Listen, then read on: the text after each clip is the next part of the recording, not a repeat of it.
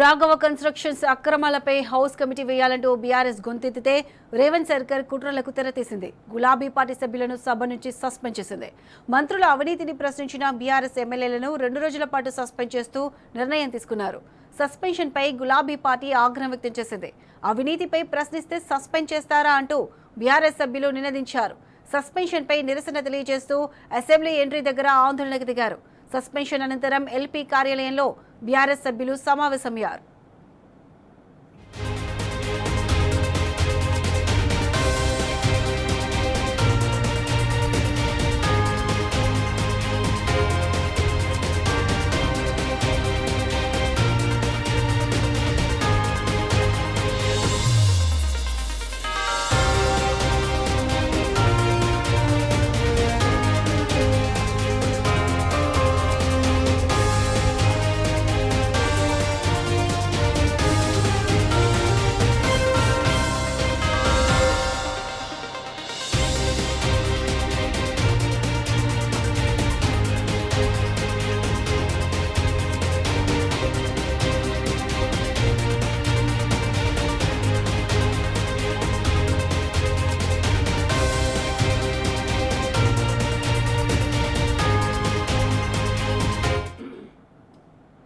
Right, ఇదే అంశానికి సంబంధించి పూర్తి అప్డేట్స్ మా ప్రతినిధి ప్రదీప్ అందిస్తారు. ప్రదీప్, చెప్పండి.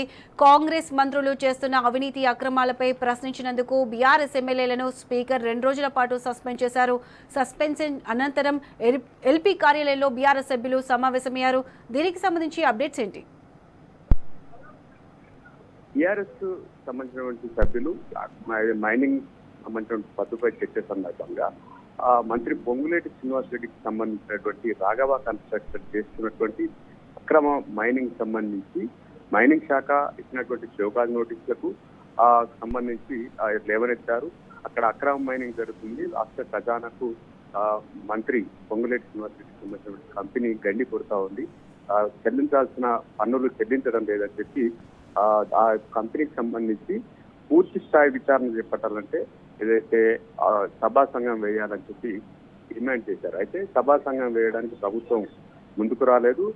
రాఘవ కంపెనీ చేస్తున్నటువంటి అక్రమ మైనింగ్ సంబంధించి వాళ్ళు అటు ప్రభుత్వం సంబంధించి మైనింగ్ శాఖ మంత్రి వివేక్, అదేవిధంగా ముఖ్యమంత్రి రేవంత్ రెడ్డి సైతం చేస్తున్నటువంటి తప్పిదాలను అయితే బహిరంగానే ఒప్పుకున్నటువంటి పరిస్థితి. ఈ నేపథ్యంలో ఇంకా లోతైన విచారణ జరగాలంటే హౌస్ కమిటీ వేయాలని చెప్పి పట్టుబట్టారు. అవుట్ కమిటీ వేసేందుకు ప్రభుత్వం ముందుకు రాలేదు.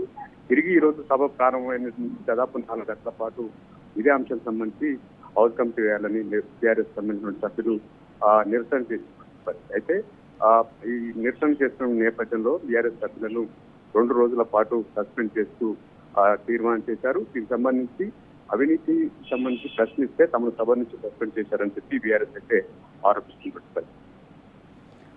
Right Pradeep, thanks for the updates.